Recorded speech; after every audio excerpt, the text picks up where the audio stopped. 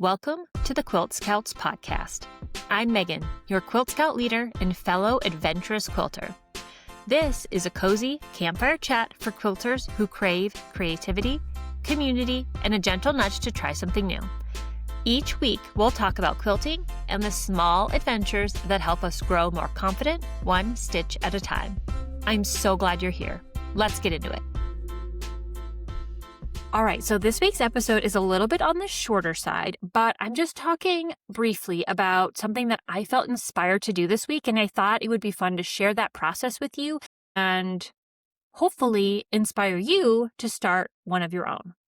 So I'm talking about something that I've admired for years, and that is a temperature quilt. And this is the year I'm finally making one. So this project has lived in my brain for a long time. I've seen so many beautiful versions online, stunning gradients, and just full years captured in color on a one quilt. And every time I thought, okay, that's amazing, but that's a commitment, right? And you're probably thinking the same thing now. That's okay. And then this past week, one of our brand new Quilt Scouts, Brendan, who is from New Zealand, he started his first temperature quilt, and it just felt like the nudge that I needed. I felt inspired to make one of my own. So that's what I did this week. I've always wanted to make one, so here we are. So today, I want to walk you through how I planned my color palette, how I built my temperature key, why I chose the temperature ranges that I did, and I'm also going to go over a little bit of my layout that I'm using, and I'm also going to share the free temperature quilt planner that I made to help you do the same if this project has also been calling your name. If you are new to the idea, a temperature quilt is exactly what it sounds like. It is a quilt that tracks temperature over a set period of time, usually a year, using color. And these are temperatures specific to usually like your city. So each day gets assigned a color based on the temperature. And over time, those colors build into a quilt that tells the story of a place and a year. So some people will track the daily highs, some track the daily lows, or some use just the average temperature for the day. There's really no right way to do it. So I decided that I was going to track the daily highs and the daily lows, but I'll get into that a little bit later. So before I touched any spreadsheets or weather data, I started with fabric. So I just pulled straight from my stash. I went into my scraps and pulled out the colors that I had a lot of. And I ended up building a 16 color gradient, moving from coldest to warmest colors. So all of the fabrics I'm using are pure solids from Art Gallery Fabrics, and they're also available in the Quilt Scouts shop if you want to copy my color palette, but you absolutely do not need new fabric for this kind of project. Most quilters use somewhere between 10 to 20 fabrics depending on their pattern, the design, and what they already have on hand. So 16 just felt like the sweet spot for me. It just felt like it was enough variation to show change, not so many colors that it felt chaotic, and just manageable for a year-long project. So starting with the fabrics first made everything feel a little easier moving forward. The next thing that I researched was historic temperature ranges for the town that I live in Colorado. So historically, temperatures here have ranged anywhere from negative 27 degrees all the way up to 102 degrees.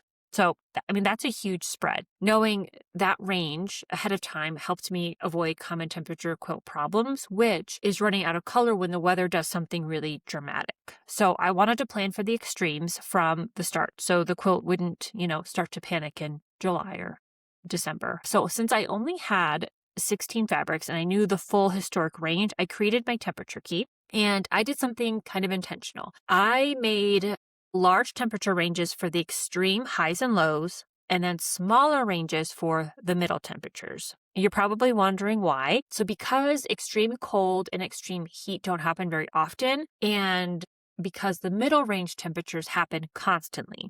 So if I had divided the full range evenly into 16 equal sections, most of the quilt would live in just a few of the middle colors and it would look really repetitive. So by tightening the ranges in the middle, you're able to see more color movement during the most common temperatures. And then by widening the extreme ranges, those rare, really hot or really cold days still show up, but they just don't overwhelm the quilt. So this small design choice makes the final quilt look much more dynamic and a little bit more readable, in my opinion. So as I was mapping that out, obviously I'm not going to be able to keep all of that straight in my head for the entire year. So I created a temperature quilt planner And I did make it free for anyone that wants to download it and jump in. If you want to jump on the Temperature Quilt bandwagon with me, please feel free. The planner includes a space for your color palette, a clear temperature key section, and then a full 365-day tracking chart. Actually 366, because I did have an extra day for February for leap years. So you can use this any years, not just for 2026. And then room to record the daily highs, the daily lows, and the averages. Or if you're just doing highs, lows, or just averages, however you choose to track your temperatures, there is space on the sheet for any variation of those. So it turns temperature tracking into just a simple daily ritual instead of a mental burden. So if you want, you can grab it from the link in the show notes. The actual quilt design, I'm using a mix of large and small half square triangles. So each half square triangle represents one day. So one half will be the daily low and the other half is going to be the daily high. I love this approach for a few different reasons. One, it captures the contrast between day and night. It adds movement without complicated piecing, and it's going to keep the structure simple for a year-long project. I knew that if I wanted this to be sustainable for an entire year, it was going to have to be simple, and making one HST for a day feels very, very doable for me. The layout itself is intentionally straightforward. This is not the time for something overly intricate. When you are sewing 365 days of something, simplicity is necessary, in my opinion. So let's talk about why temperature quilts matter. Temperature quilts aren't really about weather.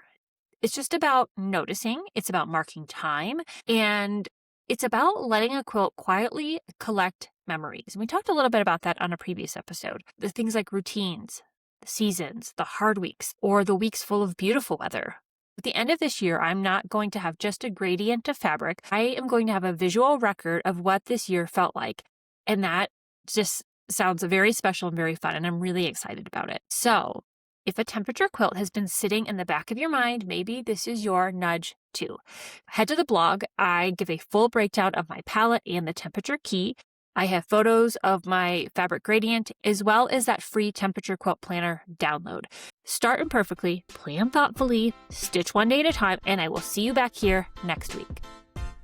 If you enjoyed this episode, I would love for you to follow or subscribe to the Quilt Scouts podcast so you don't miss future episodes. And if you have a minute, leaving a review is one of the best ways to help this podcast find other quilters who could use a little creativity and community too.